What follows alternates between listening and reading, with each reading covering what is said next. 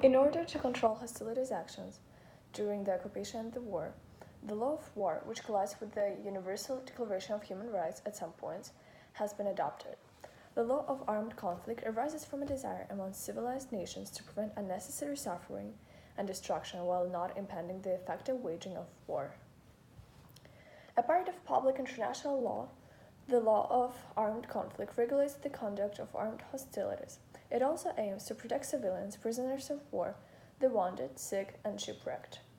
If we compare the law of armed conflict and the Universal Declaration of Human Rights, we can say that they both spring from the same meta-juridical requirements. The need to promote respect for human beings and their dignity in order to shield them from abuse by states.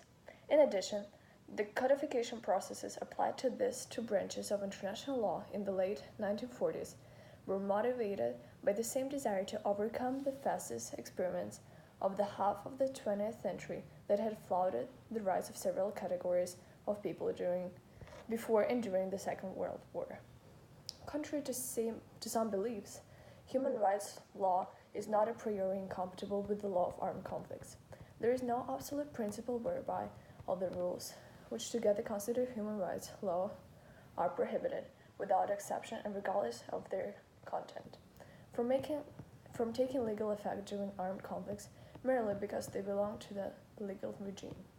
Conversely, there are cases in which certain rules of human rights law are inapplicable during an armed conflict because they conflict with special rules of humanitarian law.